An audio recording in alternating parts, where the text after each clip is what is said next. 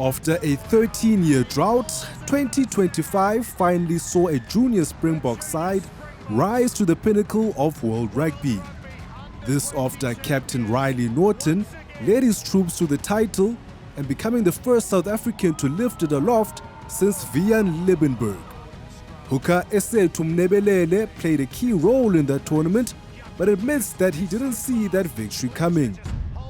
It's been a crazy journey this whole year. I mean, if you asked me a couple of years ago when I was in high school if I'd ever imagined myself achieving what I've achieved this year, I would have thought you crazy. But yeah, when we had our first camp, I can remember, well, my first camp, because they had camps already in December, but my first camp was in January this year, and I got there, I felt a little bit out of place in terms of I was very nervous. The trainings were very quick, but in that first camp, a couple of weeks later, a lot of guys made me feel at home, and that's when I started to see there's a lot of good people in the team, there's a lot of caring people in the team, and a lot of people who show love for the team, and that's where I think our success started, because moving forward, that's what you could see in the rest of the camps. A lot of people cared for each other, a lot of people loved each other, and our last camp before we headed over to Italy for the World Cup, after having a very tough TRC campaign where we didn't deliver what we wanted to deliver. We sat in a circle together as a team, and we basically just spoke about how big that would be for us, what it would just do for all of our careers, and we compared ourselves to, I think it was 2012, which was Pollard and them's team, and we just said, look at where most of them are to this day. So if we can just do this for each other, do it for our country, it can set us up properly for the future. And yeah, that's just the mindset we went to the World Cup with. 2025 wasn't exactly a smooth sailing year for the Junior Boks, however, and a disastrous home rugby championship campaign had many doubting the prowess of the group. Mnebelele says it took hunger and even constant words of affirmation to turn things around in Italy.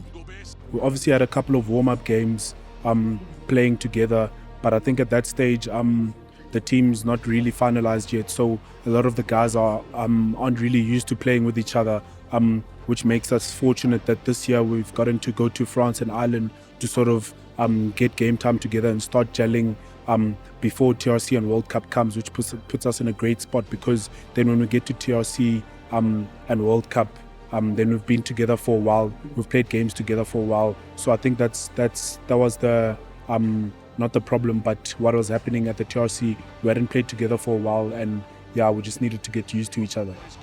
The Junior Boks started the tournament with a statement of intent 73-17 victory over Southern Hemisphere rivals Australia. They would also go on to score a further 73 points against Scotland. But Mnebelele says it was the win against defending champions England that made them realize that they could actually go all the way. I'd be lying if I told you we went into the Australia game knowing that we'd become champions. I think that was the most personal game for us. The most important game was to have a good start, because we did lose to Australia in the TRC. So that was a very personal game for us, and as soon as we saw what we could deliver in that game, I think that's where we started believing that this is to be done, this is what we can do. And for me, I think for me personally, where I started having a little bit more belief was after the England game, because they were obviously the defending champions, and you do need to win against the defending champions to have hope of making it to the final. So for me personally, it was after beating England. But I think for the rest of the squad, the way we started just put us all in a very good position to back ourselves and to know that we could do what we wanted to do. Then eventually, their date with destiny had arrived. A blockbuster final against old foes New Zealand, and Mnebelele remembers facing the haka, as well as the mood in the changing room prior to kickoff. One of the biggest things in sports, facing the haka, I mean, it's special as much as you know that you're going to go head-to-head with them after the haka. I mean, it's just beautiful to watch, but at the end of the day, it does rile you up, it does make you want to go, but it's an absolutely special tradition that they have. He also recalls the emotions after the final whistle had sounded, with them beating New Zealand 23-15 to be crowned world champions. The Junior Springboks, World Rugby Under-20 champions once again. For us, it was Leading up to the final was a huge week for us.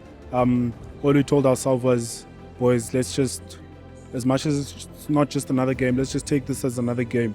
Relax, do what you normally do, and we're going to get there and we're going to do what we have to do. And yeah, for us going into the game, I mean, Coach Footy mentioned it after the game. He was like, you could already see at warm-up that we're up for it.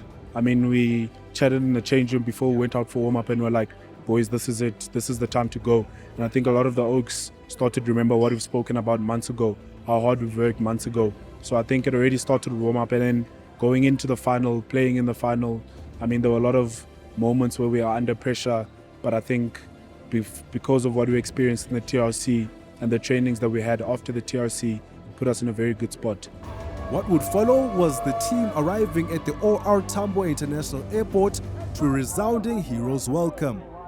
That was absolutely special. I mean, many of us didn't even want to wait for our bags. Yeah. We got told we've got a couple of South Africans waiting for us with the trophy outside. So we wanted to get those bags as quickly as we possibly can, get out there and see how people who are backing us. I mean, we see it all the time. People might think we don't see it, but we see it all the time. So for us, it was just excited to get out there, see the people who have been backing us. We actually planned to sing a bit of Guijos when we get out there so that they could join in on us. And yeah, it was very special. So with the success of 2025, what then lies ahead for Mnebelele personally and the defending champions in 2026? What makes it more exciting is that we have people to look up to. Siya Kolisi and his team went 2019, they won the World Cup, and then they did it again in 2023 when a lot of people doubted them.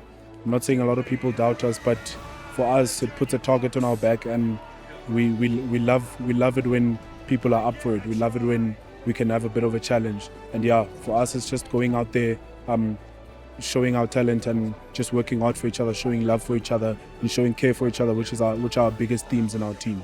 For me, as much as obviously as a young player you want to see yourself where you see your role models, people like Malcolm Out, Jan Grobler, Akafana Madva, many of them, as much as you want to see yourself there, I think it's just taking each day as it comes and working as hard as you possibly can and just being yourself. Yeah, for me it's just about working on my game, looking up to these people and seeing where I can get my game to where their game is, and hopefully when the day comes that I get my opportunity wherever I get it. But for me it's just about being myself and putting in as much work as I can, as hard as it gets, and just making myself proud. And having had a lot of success in the year 2025 with the Junior Springboks and even getting into senior rugby with the Bulls, Esethu Mnebelele will be hoping for more of the same as he enters into 2026.